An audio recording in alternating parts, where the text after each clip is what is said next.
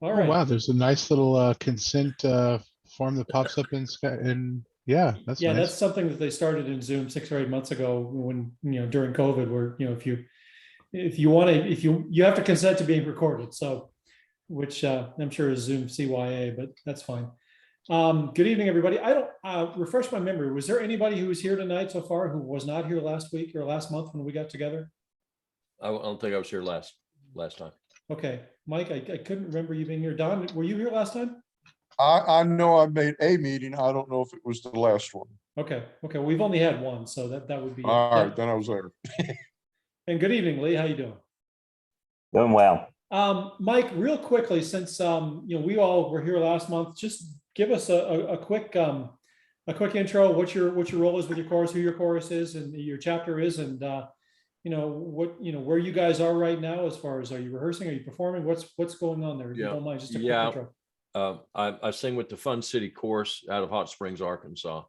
We always brag as probably being the busiest chorus anywhere in the United States, maybe short of VM. And I sang with VM for 2 years also. We have been practicing probably for over a year. We even have a small group that practiced even longer than that. We probably only had an 8-week or maybe 3-month hiatus. And then we've had some outdoor get-togethers at my place. I've got a big area out here, and so we've had the chorus out singing outdoors. A lot of guys felt more comfortable with that, but I'd say probably 85% of our guys got COVID somewhere in their life, and some of the elderly people that would be most fragile, they sprang right through it. It's not a commentary on COVID. It's just saying that we had a lot of people that had COVID that had nothing to do with coming to practice. But yeah, we're singing out. We're singing nursing homes, like Don had mentioned. It's always a great place there, and they're always ready to have us do it. We've sang a veterans issue, so we're trying to get out and busy. That's what feeds our people. We just finished the St. Patrick's Day, world's shortest St. Patrick's Day parade. We're always the opening act for Foghat, which means we're the last float in the parade. But we get off the trailer and we sing "When Irish Eyes Are Smiling," and we close out. But so that's been a tradition of ours for many years. So you opened for Foghat? No, yeah. We were the last trailer in the parade, the last float in the parade, and Foghat started right after that. So in my opinion, we opened for Foghat. that's resume worthy right there. That's pretty cool. I know. Real quick, because Javon's got some information that we talked about last month, and he's you've got a little bit of something to present to us tonight, right, Javon? Yes. Okay. Well, before we get to that, there's something that we alluded to, and I kind of want to pick your guys' brain a little bit and just see how you guys are doing as far as what are you hearing from the guys in your chapter who are not yet coming back when you reach out to them. I know from my chapter, when we're reaching out to these guys who are not showing up right now, because we were in the 30s and 40s before COVID, and now we're struggling, the chapter's struggling to get 10, 12 guys. And this is, we're having to make a decision because we qualified for international. It's a matter of decision to say, are we even going to have enough guys to be able to go? And we've still got guys that are on the fence going, been there, done that. It just doesn't seem all that interesting. And one of the things that we're hearing from guys when we say, well, we've just come back. Let's get you back in the fold. Let's just maybe scratch that itch a little bit. And you hear a lot of them saying, well, there's just not enough guys there. If more guys came back, then I'd come back. Well, so how the hell do you get over that hump? How do you get the ball rolling there? Are you guys facing that kind of thing, or what are you hearing from you guys who are not coming back? Anybody? Well, I will give you one shining light of hope. We have a new guest, a retired teacher that contacted me, and he's scheduled to come to our next rehearsal. So I'll take a brag on that. We're expecting one new guest at the rehearsal tomorrow night. Very good. How about how many did you have before COVID? Don, you mentioned, I think you said in your email you had 11 this past week in your first or second. Yeah, I would guesstimate we had closer to 15 to 20 before COVID hit. We lost a percentage of different people. We still have the core of several leads and several baritones and basses, but one of our tenors is not coming much anymore, and a couple of the basses for different reasons haven't shown up for a couple of years, and so different personal stories, but percentage wise, I would say we're probably only down 30 to 40%, not 50. Sure. How about the rest of you? Anybody running into the same kind of thing we're seeing? We're seeing the people that aren't coming back, because it has nothing to do with COVID. It probably just has to do with they find something else to do. And Yeah. you know, you try and get them to come back just for, you throw some small event to get them to come back, maybe enjoy it like the parade. But yeah, most of them, it's not COVID related, just they found something different to do for a while. What are you finding, Pete? We're really finding the opposite. We are back up about the strength that we were before COVID. We've Nice. had some guys that, and I'm from the Tidelanders in Yep, Houston. I know you know that, Scott, but Sorry, good point. Houston region is really, I want to use the word liberal, you know, forget politics, but people are happy to be not masking. Our guys are happy to be back together. So I told the group last month, we've got, I think we're up to probably 7 new members this year. 4 of those are past, you know, long ago Tidelanders who have decided they want to sing again. We also have Space City Sound in Houston, and there's a little bit of going back and forth now between the 2 choruses. And I'm happy to say that there's some coming back to the Tidelanders. It hasn't all been outflow. But we also have 3 new members who just decided they wanted to sing, and 1 or 2 found us through Meetup. The other 1 or 2 found us through our website, just looked up barbershop in Houston and found us and came to rehearsal. And then we had 2 guests come a week and a half ago, and those were invited by members. So that works. You know, 2 of our members were out to dinner before a rehearsal and actually heard the guy's wife singing along to something Sinatra wise on the music. And they went up to her and said, "Do you sing?" And turned to the husband and said, "Do you sing too?" And she ratted him out and said, "Yeah, he used to sing." So they got him to come to rehearsal. So that kind of listening and calling somebody's bluff, it can work. They'll be back this coming Monday. Well, so my understanding, Pete, is that Space City's gone full mixed, correct? You mean as a mixed chorus? Right. Yeah, they've got, they just had a show last night and one of my quartets sang on the show, and they've probably got 4 or 5 ladies singing with them. Okay. And they had 2 or 3 of them were not in the ensemble that actually performed, but they had a lot of people out, you know, along the sides who were singing as well. Well, So, I guess what I'm wondering is my understanding is that they're planning on trying to qualify for international as a mixed chorus, which means that they're putting most of their efforts, if I'm hearing that correctly, and Leah, I see your head nodding, they're putting most of their efforts into moving forward as a mixed organization, which to me then kind of being that you guys are across town, are you guys planning on venturing down that path? Or are you going to stay men's for a while? let me get to that in a second. Okay. What they told us last night is that I think they kind of appealed it, and they do not have to requalify since Nice. the rule changes came out after they qualified as a men's organization. They are allowed to perform as, you know, whatever their chapter chooses to put forward now. So they are Okay. going to go as mixed. Good. Okay. And then, you know, our chapter, I think, is happy staying all male. You know, occasionally through Meetup, you get a lady who wants to come she joins your Meetup group. Sure. Most of them, you know, half of them don't respond. If I say, "Hey, thanks for joining," you know, I'll point out, blah, blah, blah. But I also do, if that happens, I'll point them to Space City. I'll point them to the other Houston area women's choruses that we have here. Well, I guess So I where think I'm going with that. there's a good balance of opportunities, and I think we all work together to send people places. Yeah, I guess that's the question I was going to ask, is that if you are sending, you know, ladies or people that want to sing in a mixed group, it would be very symbiotic for you guys to be able to send those to Space City, but they turn around and say, you know, some of their guys or people that come in and go, "I'd really like to sing in a men's group." Well, you know what? There's one right over here on the other side of town, you know? Yeah. So, you know, keeping those lines of communication open would certainly be beneficial, particularly if you guys are now kind of serving different, I don't want to say markets is not the right word, but you know, different. Participant Yeah, there you desires. Yeah. There you go. So that, you know, might be something to consider, continuing to foster. And What so do you I'm guys- just commenting on some of you other guys that say you're still at a really low percentage. Reach out to the guys individually, you as the membership guy, talk to them and say, yeah, I know you'd like to see some more guys come back. Maybe everybody would. Just give us a try and, come remember what fun you were having. Yeah. Yeah, and that's what they're trying. That they're really working the phones hard to try to get some of those guys back. And I think it'll be one of those things that you get a few of them in, a few key ones particularly, and then the ball will start to roll back. What are you finding in your chapter, Lee? Well, I think we're starting to see some folks come back.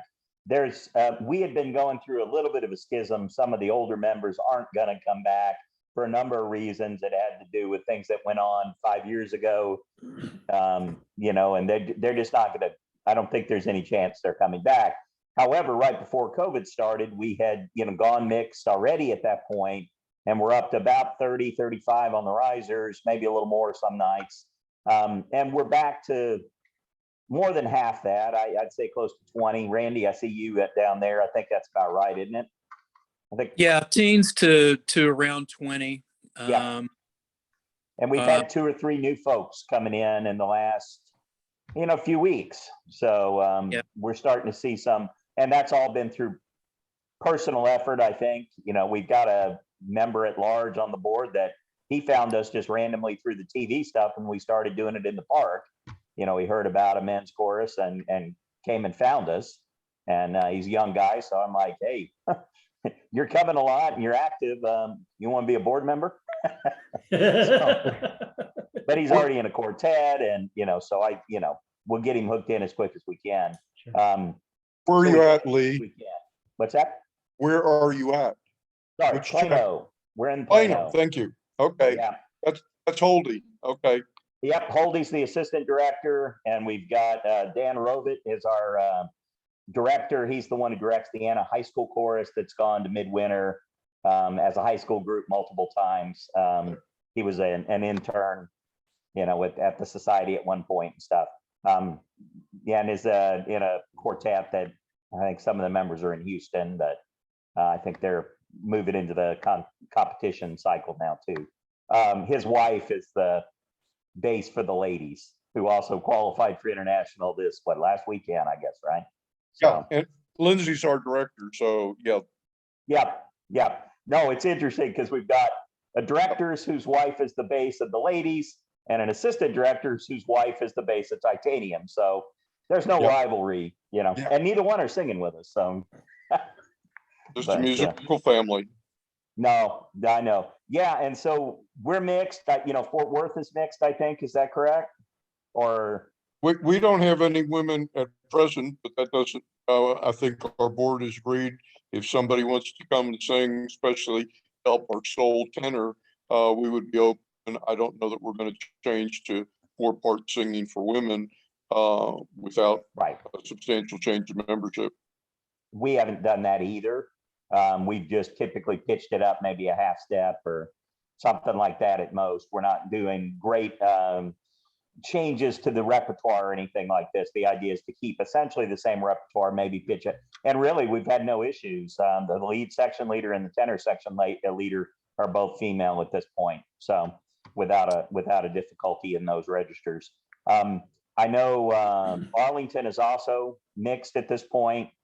So really the main game in town is VM if you want the all-male experience, but of course that's a big all-male experience if that's what you want to do. And Fort Worth for this point, but eventually won't be.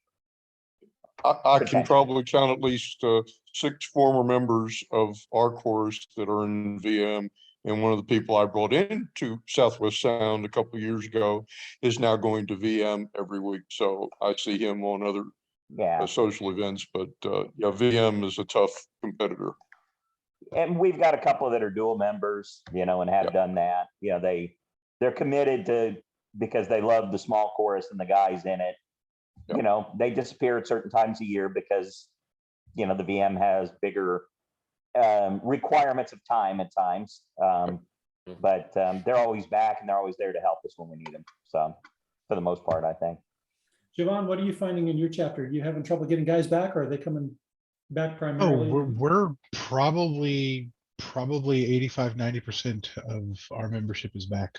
We have not Nice. struggled with that at all. But I was going to point out, I think that the way that we sculpted that was all through COVID. We had small groups meeting. There was the, okay, well, if 4 people or 5 people can get together. So we get together in the parking lot in smaller groups, or we do a section rehearsal. We've always had a plan. It's never, okay, COVID has shut us down, COVID has set us back, but we've got this that we're charging towards. So we've got this show, that performance, this quartet gig, that we're always building toward, and that has helped us maintain.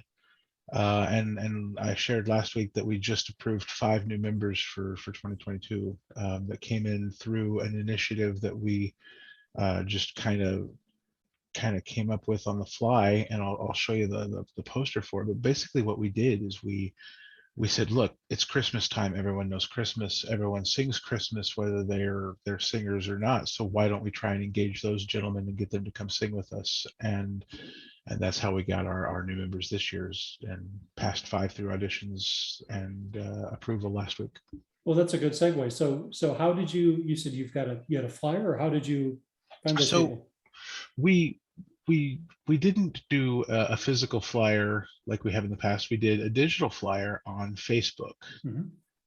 And there are several different ways to do that. You can set the flyer up to generate clicks to your website, clicks to a specific web page, which is what we used as a landing page, generate more likes for your Facebook, or I don't remember what the other was, but I'll go through that here in just a little bit.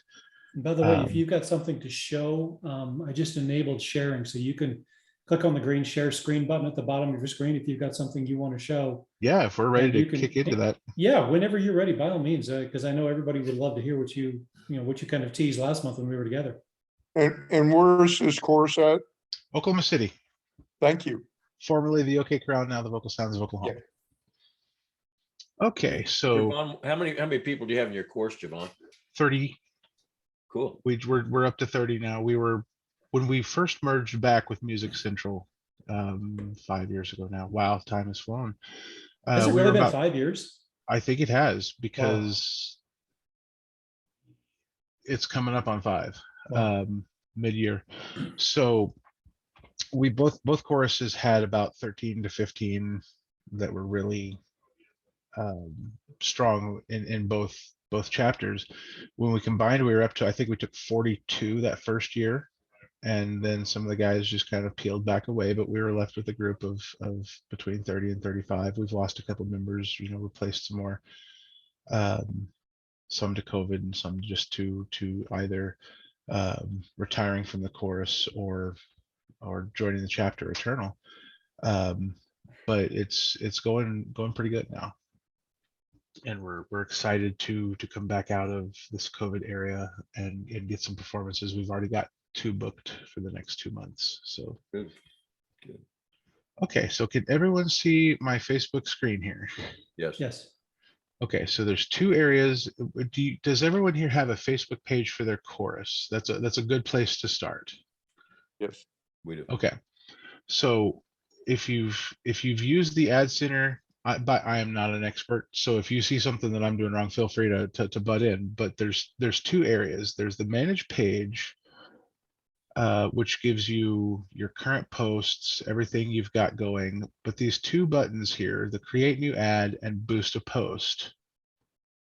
Now these do different things. Real quick, Javon. Yes, sir. Can you show real quickly how you got into Ad Center? Oh, yeah. Because when you're on your regular Facebook page, there's a way to get to Ad Center, and I think it would be beneficial to know just how to get to the screen that you're seeing.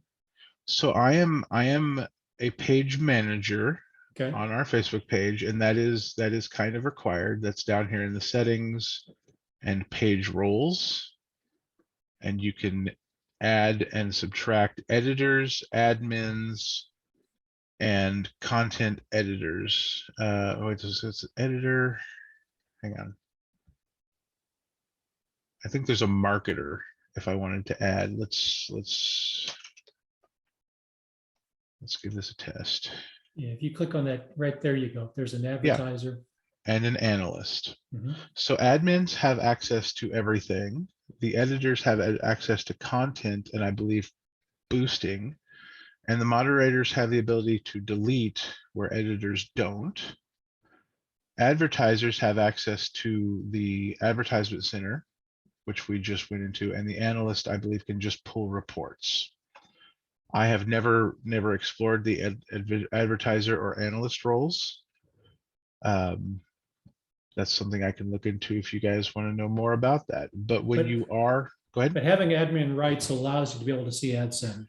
It right? pulls up this panel here on the left. Yes. This panel here on the left on the manage page. When you go to your Facebook page, it actually gives you the Meta Business Suite, and then a series of menus down here. Insights was where you'll track how things have performed. It'll give your marketing and number crunchers, you know, all the information they could never wrap their head around in, you know, but it's important. We'll touch on that briefly. But we're back at the manage page center, right? Are we good? Am I good to? Yep. Thank you. Thanks for just, so You're that very way you didn't, you know, everybody understood how to get to where you are. Let's see. I want to go back to general. No, it's not it either. Abracadabra, goodbye. Okay. So we've loaded back in fresh. And we're seeing here, create ad or boost a post.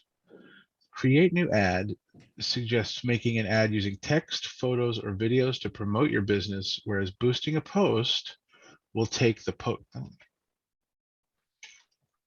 Switch cameras to the active monitor might actually be a little more intuitive. Okay, so boosting a post and creating an ad both have these little blue buttons on your posts in your manage the business page.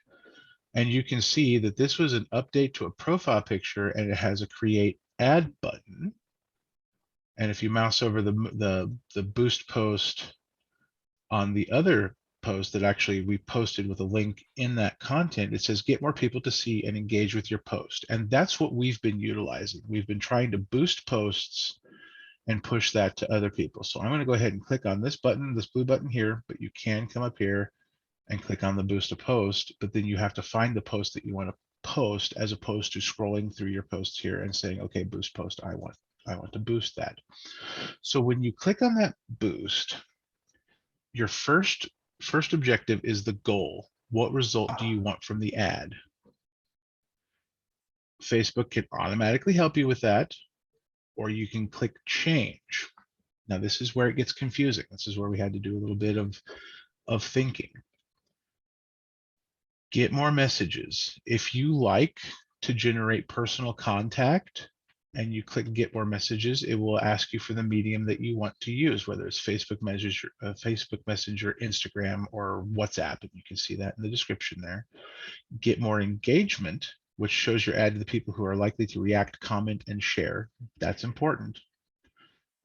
We switch back and forth. We personally switch back and forth between get more engagement and get more website visitors.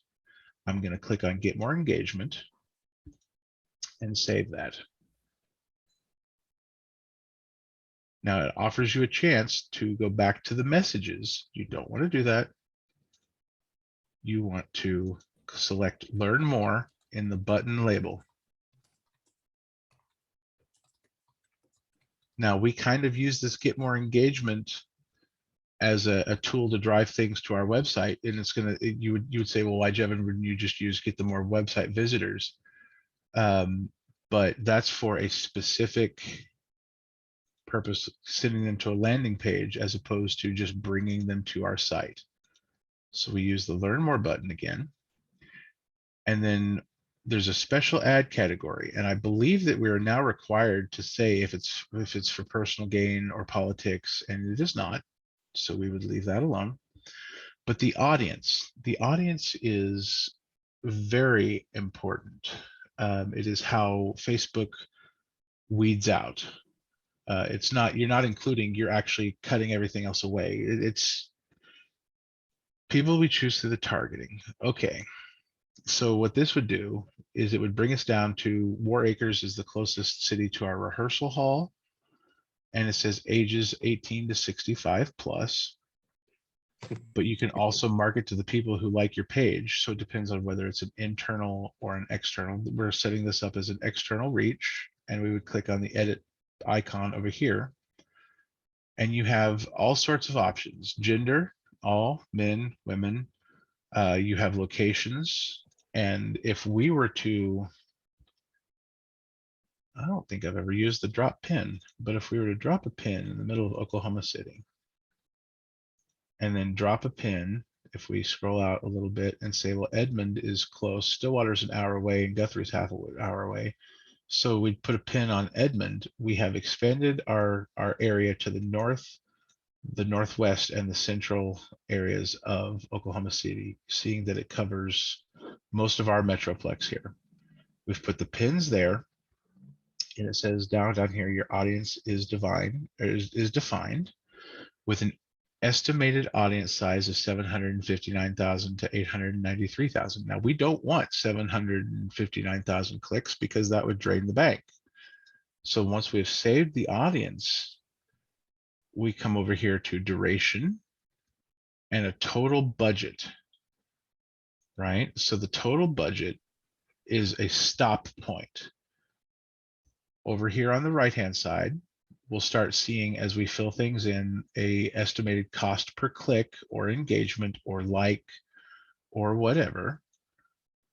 And we normally kick this up to,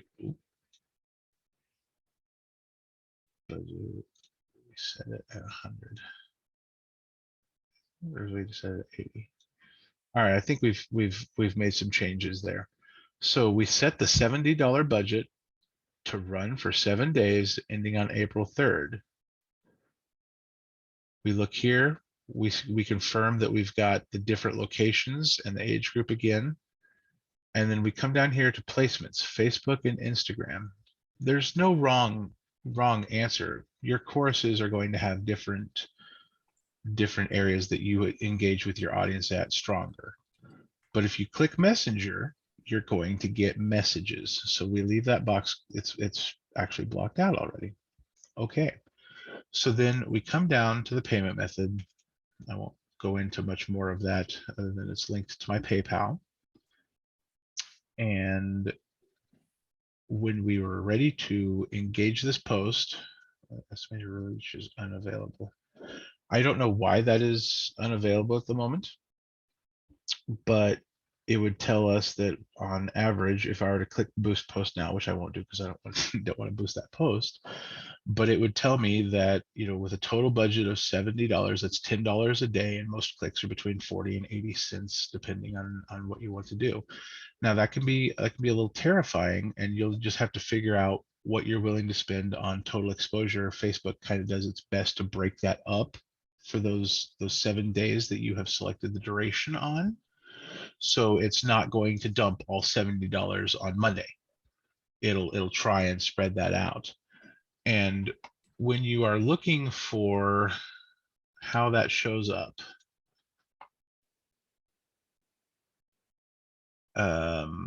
it shows up, you've seen the ads that come up.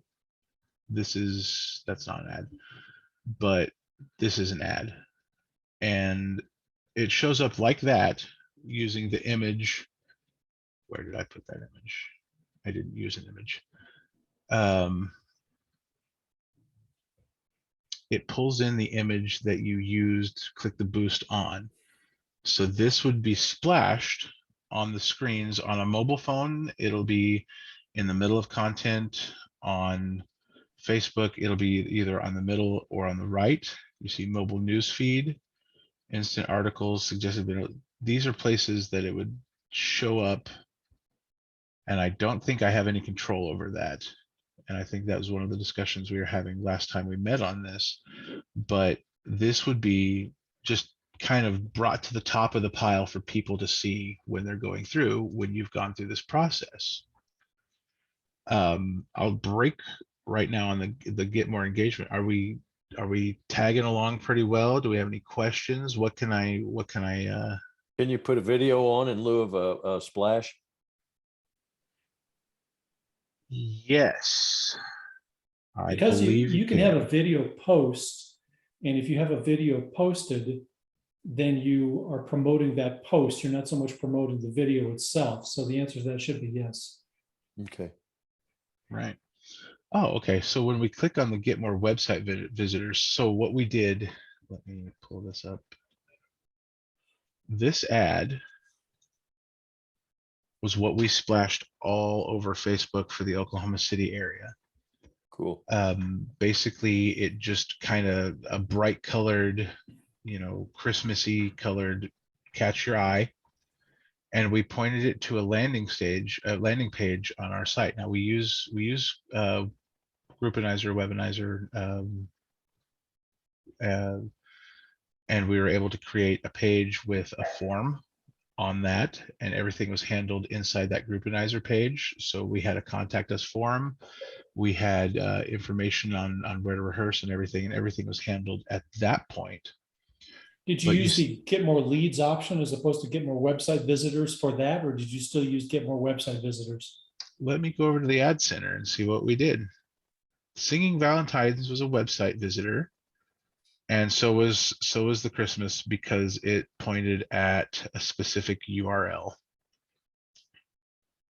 And we can see, looking at our analytics here, 275 people engaged with the post. That means they clicked like, they clicked heart, they loved it, they laughed at it, they did something on the post itself. Now, when that happens, it starts feeding that to their friends. So that's a trickle factor, and we like that trickle factor.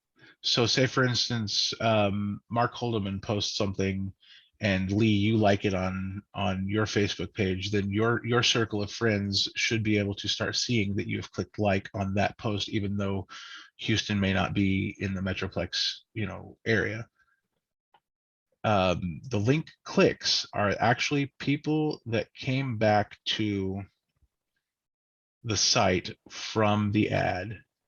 The post reactions, okay, I was wrong. The post reactions are the smile emoji or the heart emoji and whatnot, but the post comments means that 3 people took the time to post on that. So there's a total of 244 link clicks that brought them to our page. It was placed in front of 5,794 people, and it cost us 40 cents a link that was clicked to drive it to our page, with a daily budget of $6.25, spread over 16 days.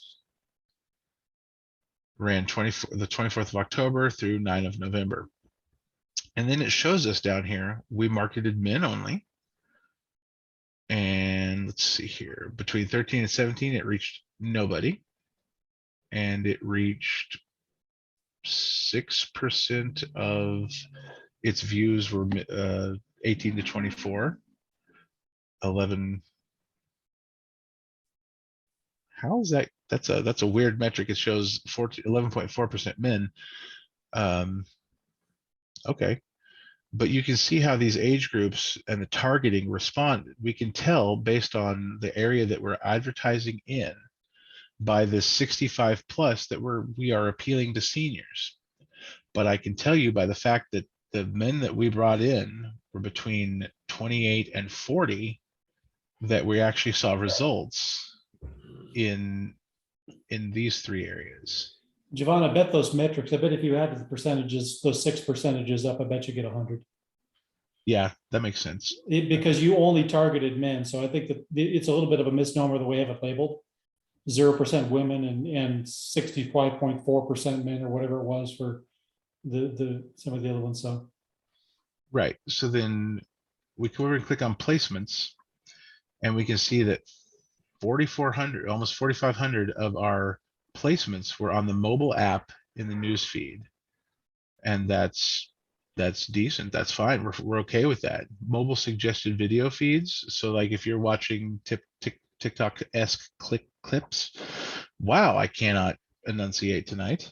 I'm gonna have to use that as a warm-up drill. TikTok clips. But mobile suggested video feeds, when you're scrolling through those videos, it'll pop up a little box that says, hey, this is me here. And the desktop news feed is your generic desktop when you're looking in a web browser on your computer. By the way, for your s- warm up, I think it needs to be TikTok clip clicks. Yes, that'll be fun.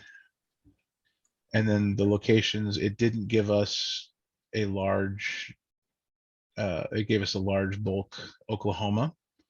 But I think I have seen data that suggests we can get more exact information on that. I just don't know if we had that metric enabled. Like I said, I have a team member that does that for me. Javon, maybe Yes. you've moved on, but do you mind going back to that for a second? Going back to the analytics screen I or the think- place ad? Where you were showing the reach just a moment ago. Okay, that's the The analytics. percentages, yes. Okay, that's gonna be a No, different ad. the bar chart that had your percent of age groups. Oh, yes. Results. And ding, ding. Okay, so this, when it says audience, you reached 5,700 people, but that's not link clicks, right? Right, those are what are called impressions. An Yeah. impression is anytime something is flashed in front of your face. Okay. Do you have is there a way to see a breakdown of the link clickers? If I were Caleb, the guy that I had set this up for me, probably there Well, isn't right. audience details. Right above up there in the bar lines, it shows link clicks. Well, that's link clicks. Yeah, I was Up in hoping, the can you next break group, that down? Can you click Your on link that? Is that clicks. clickable? I don't think it's clickable. Yeah. The No, it's second not. bar there. Second bar, the bars are not clickable. No, they're not. Okay. Okay. So I can come over here to the Insight Center. And let's see here. Scissortail Park. We'll expand that out.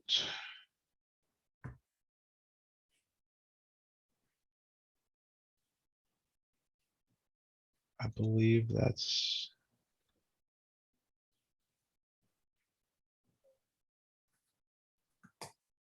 Nope, that's the actual event ad.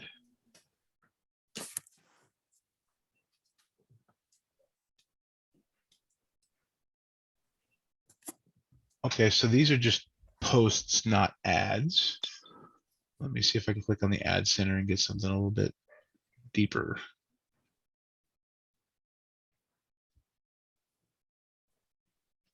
Reach.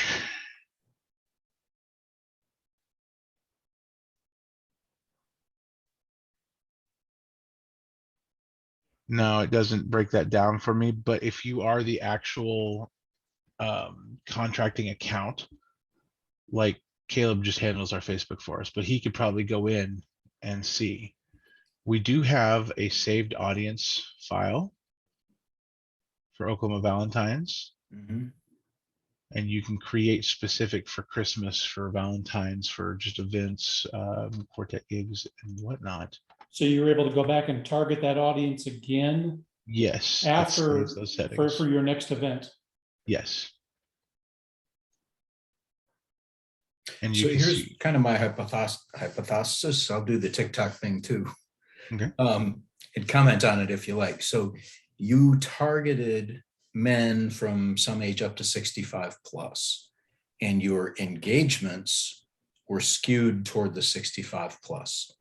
But we don't know how many Yes. clicks you got. So in our case, in the Tidelanders, we've decided we want to target a little younger audience frame. So up to, let's say, 45 years old, just to invest in younger members and longer membership.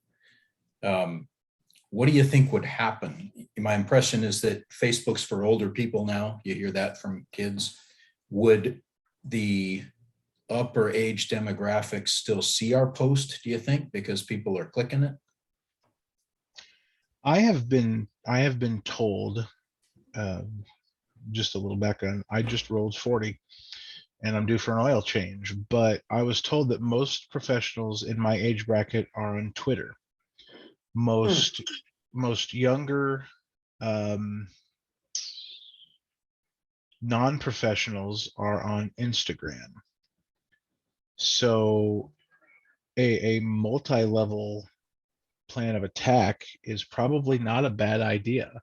Instagram can be marketed through Facebook, as Facebook owns them. But TikTok and Instagram seem to be the, if you'll, the hip place to be and posting content. So what we're planning of doing is, for our next Valentine's Day, gives us a year, because a video production, a quality TikTok even, is going to take some time and some dedication, some thought. But we want to try and stage some surprise singing Valentines, since those songs are public domain, or you put a layer of some catchy hook tune on your TikTok anyway, to try and draw in some more college age and recent college graduates utilizing our singing Valentines, as opposed to reaching the primarily older group that the songs, have poignant relevance to. The songs are getting a little dated, so we're kind of trying to figure out how to navigate that area. Even Love Me Tender is 57, 50, 62 something years old, so we're trying to find different ways to engage with the different audiences. And we're still kind of in the infancy of that, but it's something that y'all might want to think about too, is how do you appeal and have those different methods to reach the different age groups. And keep in mind too, there's one other option that we haven't discussed tonight too, and that's that you can do similar things through Google, where people are searching on Google itself. And one of the added advantages of doing it on Google is that you can actually target affinity groups that you cannot target on Facebook any longer. They got rid of that in 2020. You used to actually be able to pick certain affinity groups like singers or musicians, and you really don't have that option anymore on Facebook, whereas you can on Google. Now, Google's going to cost a little bit more on a cost per click basis, typically. But when you get really, really refined geographically and with affinity groups, some of those clicks can be pretty inexpensive. But you're going to have to have a very targeted landing page on your website that drives those people to that targeted landing page. When you get into the Google get driven ads, yeah, the affinity marketing worked really, really well with us through Facebook. We wanted to attract the 30 to 50-year-old men, so we added things like community involvement, community theater, music, singing.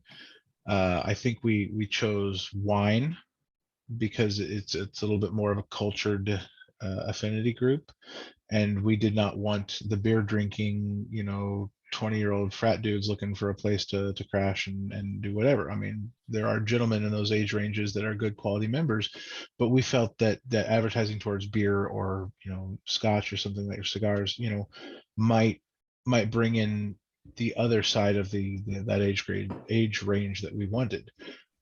So there is extreme value in that. But like you said, that puts it up about 60 cents, 70 cents is what we were discovering for our bed and breakfast when we were trying to use the affinity marketing there. And if you want to go that route, you want to make sure that you're absolutely right, Scott. You want to have a quality page that caters to them and that interest to point them to. Yeah, when you create those ads, you've got to make sure that you have congruence between whatever your keywords list that you're targeting is and the ad copy that you write and the landing page itself, so that as somebody who's fresh to this, they're searching for X, whatever X might be. I want to sing, for instance, and then you're going to put an ad up there that caters to that particular keyword phrase. And then when they get to the web page, all the ad is doing is just whetting their appetite to get them to the meat, which is the landing page itself. And you've got to have that landing page designed so that it answers or fulfills the promises that were outlined in the ad that you put in front of them. Right. And if I'm marketing, for instance, and using wine as an affinity group, that's where you advertise your cabaret show, a wine and cheese. Because without it, they're like, well, someone promised wine and there's nothing. So, yeah, I think you were congruence is perfect. Yep. Is there anything else I can kind of point you guys toward or answer questions on?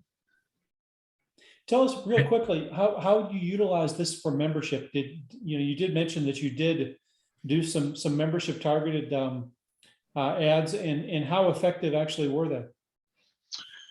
Okay, so that comes back to this image. The singers wanted, singers needed, and invites you to join us on stage for Christmas. It was a zero strings attached, and we marketed it as a zero strings attached opportunity to get on stage with a currently singing music organization and just get some stage time.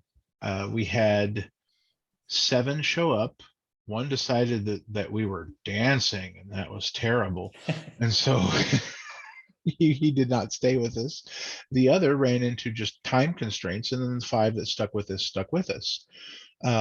We've had luck with just pulling in singers wanted, singers needed. We went to the audition model in 2019. I think it was San Marcos that was also doing that about that time. And the Harmonizer article came out, and we are like, oh, well, okay, we're helping set trends.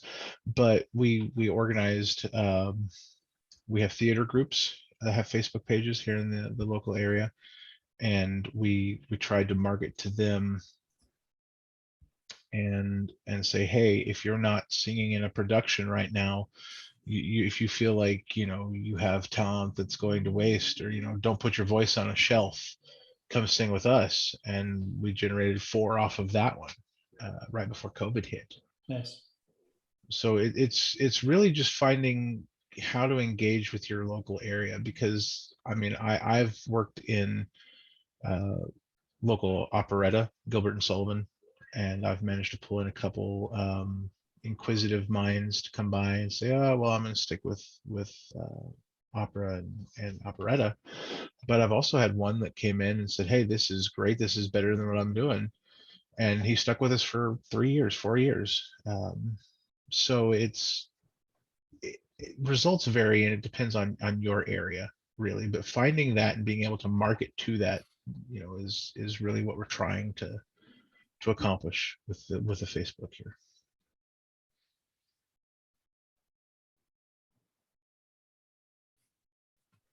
Any other Oh, that's questions? good. Yeah, another one from Pete. Did you say that in Facebook, the interests are no longer available? Like, can you no longer click somebody who likes music or singing? They removed that. It was unfortunate. It was a good tool.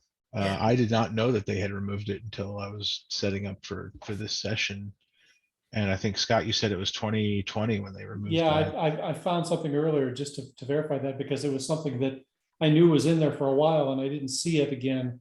And I just did a Google search, and they said that they removed it in August of 2020 because they were targeting, removing targeted affinity targeting to prevent misuse. Yeah. Thank you.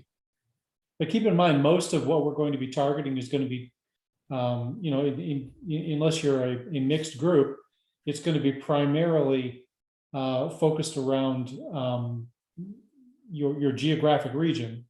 You're not going to want to advertise outside of your targeted geo, which is why Javon showed us at the very beginning. He's putting clicks in certain areas on the map to be able to say, I want to target in this particular geographic area.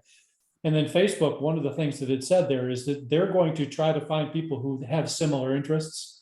Even though there's no longer affinity targeting that you go through and pick, they're going to try to place this to people in front of people that they think are going to be interested in this, because it's more likely for them to click. If you get people that are interested in Barbie dolls, and you put this ad in front of them, they're not going to click on it. So it doesn't make Facebook any money. So it's in their best interest to try to put this in people that they think it's going to be most beneficial, and they're actually going to get to click through on it. So I'll keep going. How about, I think your image is going to be important, an attractive image. We can show somebody singing in a musical setting. Is it also important to have text that can be machine read or, search engine optimized. If all you have is an image, is Facebook going to be able to discern language out of that and say, oh, this is about music, we'll show music people? We've been experimenting with that, but I don't have any real results. Our marketing guy is think tanking on that one with Caleb. It is important to have some sort of text, even if it's on the image itself. And that's one of the reasons that we boost posts more than we create the ads, because the base model of the post is what is sent out. So if I come back here, it's Facebook.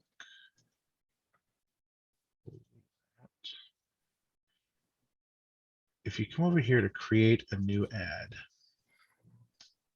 you have the ability to set the description, clear images or video to create a carousel. You can create a dynamic, it's called a dynamic, or a changing or a shifting image, where you might have one image of your director's face as he's asking for something, and then the next picture is the chorus delivering, and go that route. So there was an interest selector on this. That's interesting. People you choose through targeting. Yeah, what is that? What options does that give you there? I just saw that too.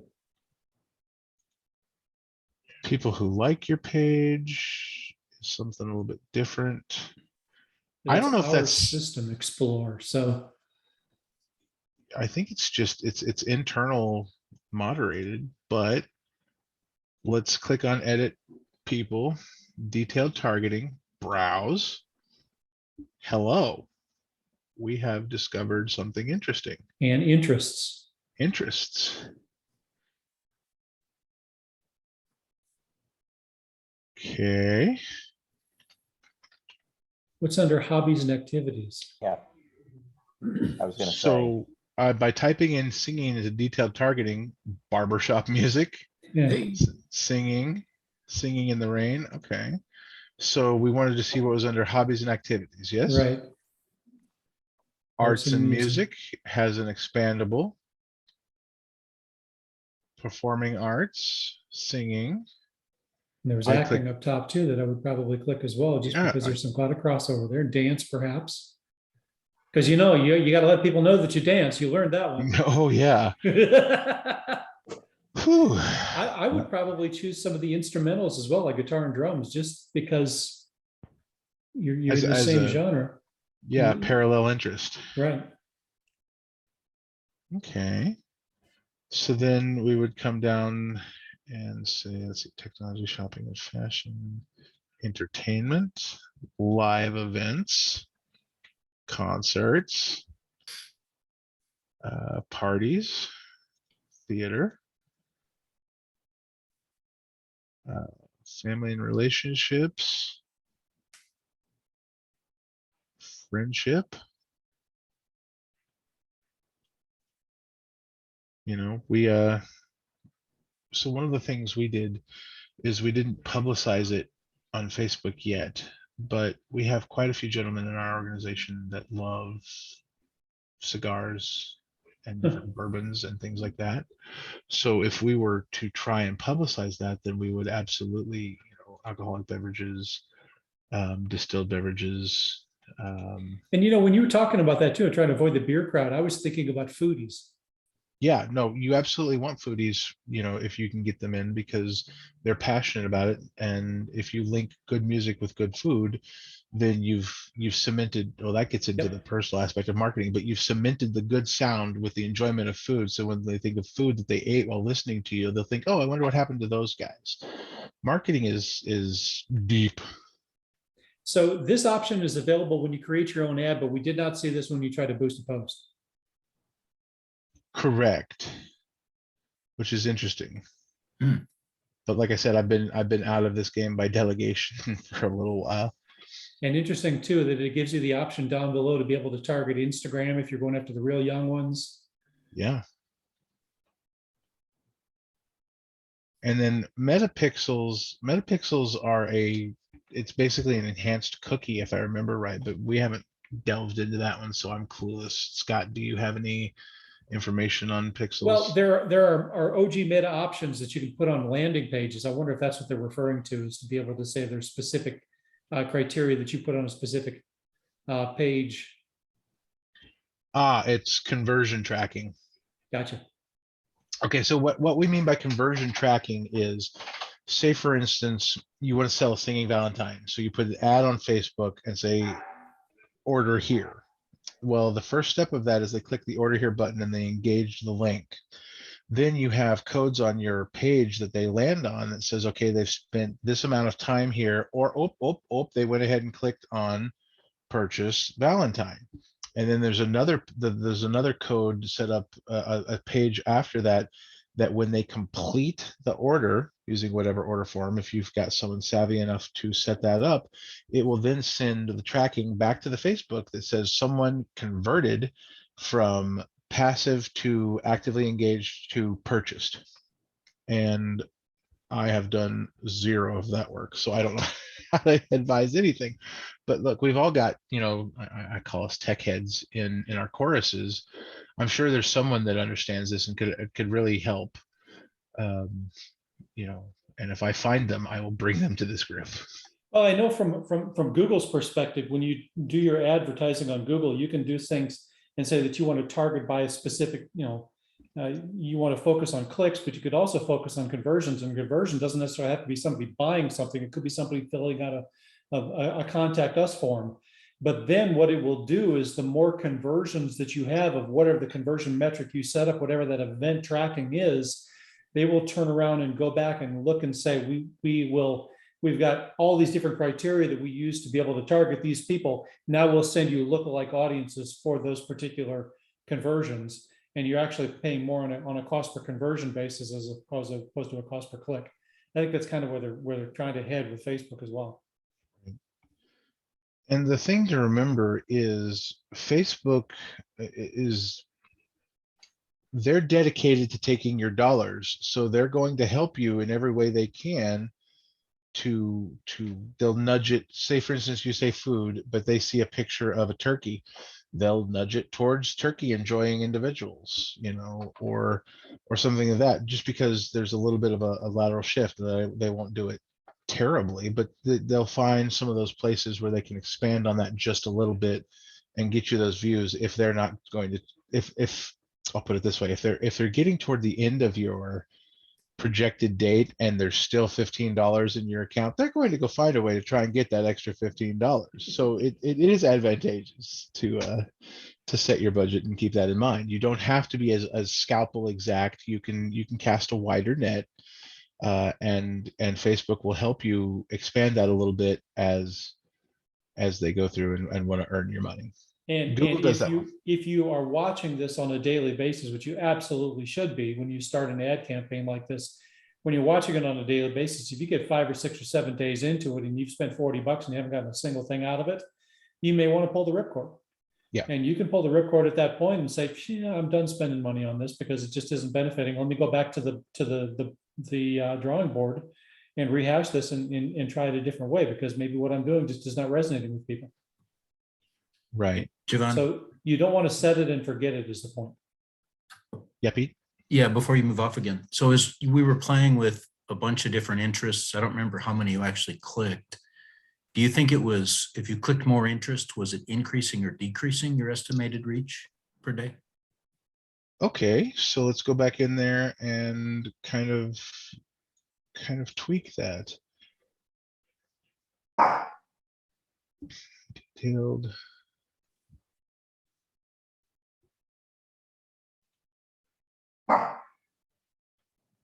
Classical music.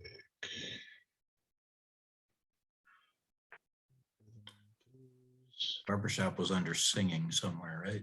Yes. And I found that one specifically by typing in singing, but we clicked arts, dance. the drums, guitar, performance. So then we close that out.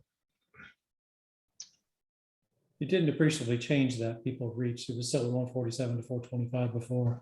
But It you, did. you didn't hit some, you didn't hit very, very big options. If you went back in there and started hitting some, just a bunch of things, I'm sure that it would change the potential reach. Right, potential reach now is estimated 525 to 617. There it is. So Oh, okay. we'll come in and add some more locations. We'll drop a pin on Oklahoma City. We'll drop a pin Edmond. And you can see that's changing the estimated audience size. And that would be, let's see here, save audience. And theoretically, that should change the did, potential reach. that did, it added about 15 on either end. At least it didn't go down. And if we come over here and do sing. So I think I had to click that button to actually make those.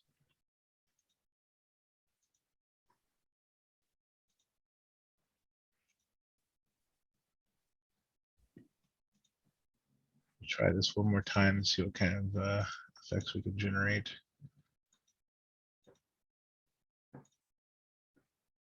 Okay, so that added those. Change the reach down there, 700K to 900K. And you can see there's an indicator here. We're right in the middle between specific and broad. Broad would be, say, for instance, Oklahoma, the state, and music. But we've added a little bit of defining areas: instrumental, classic music, acting, singing. We can add some more. If we add barbershop, I'll bet you that'll drop our influence rate, but it'll take us more toward a specific targeting. So 765 to 900. No, that didn't change as much as I thought it would. That's not bad. Is acapella an option? Bet you it is.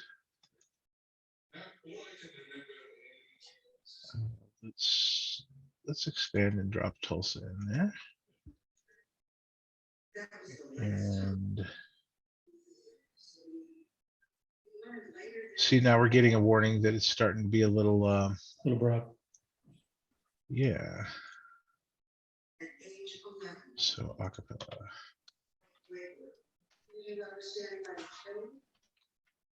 Ah, the dreaded comma, semicolon. About 2 Ps. What did that just do? I hit the wrong button on my keyboard and it did a thing.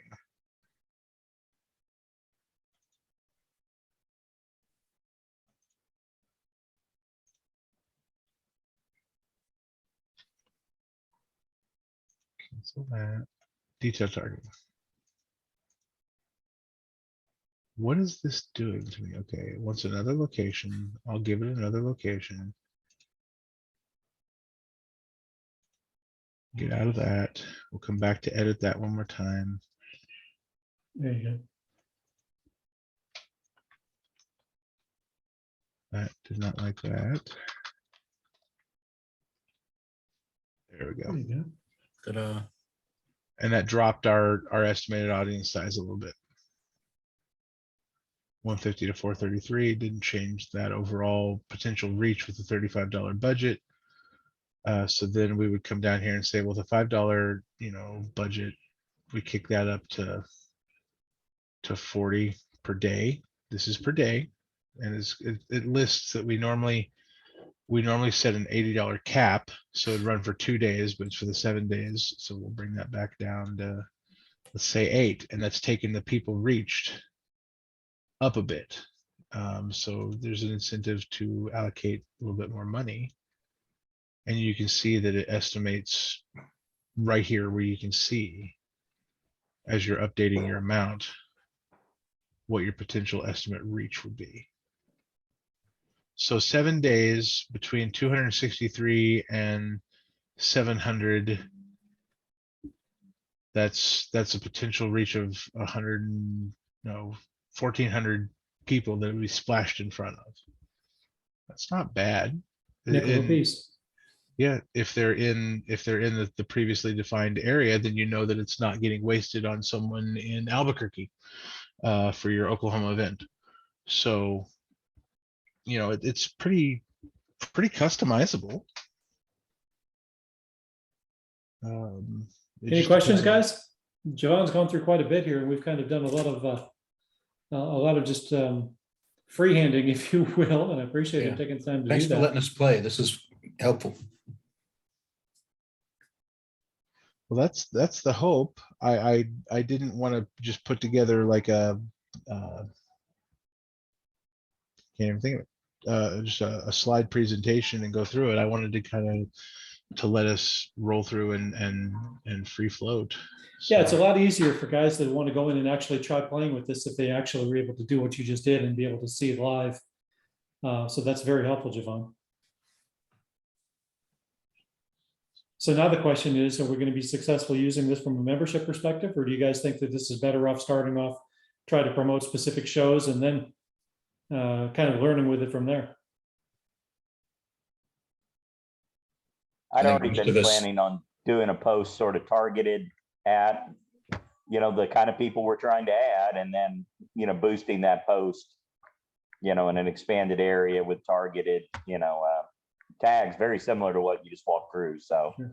I'm going to give it a whirl soon. I don't know what the time frame is right now. We're prepping for May, so I don't know. Having somebody walk in right now, right as we're doing some of the last prepping for contests, isn't necessarily the best idea, but we'll probably aim it at a certain window. that brings up a great point. Our best efforts at recruiting have been within the first 3 weeks of starting a season, if you will, or a batch of music. We've pared back our active repertoire of 38 songs that we could polish and have ready to go within 3 weeks to 20. We've stopped overwhelming our guests with the Fuller, and instead hand them this little sheet with 8 songs in it and say, hey, look, this is what we're singing. Pick 4 of them that you know really well, or that you enjoy and you want to sing, and you're welcome to sing all 8. But if you don't learn those other 4, but learn these 4, we have a section of time in our show that they can hop on and sing in either of those pods and then hop off. So it's because commitment to learning 8 pieces of music. I consider myself a very professional amateur musician, and you throw 6 pieces of music at me, I'm going to clear my schedule and I'm going to pound that music until I've got it ready. But I'm an outlier. Everyone else looks at it and says, how the hell am I supposed to learn 8 songs in 3 months, 4 months, or whatever? For us it's old hat. For them, they've got to learn that process and go through it. So if you can lower that load for learning music off of your newer guys, and explore pods or sections of the show, or we've used the ELQ octet method, it gives them the perception that we are not being as exacting on them while still showing them what a full course load looks like. And that generates goodwill's maybe not the best word, but accessibility. It conveys accessibility.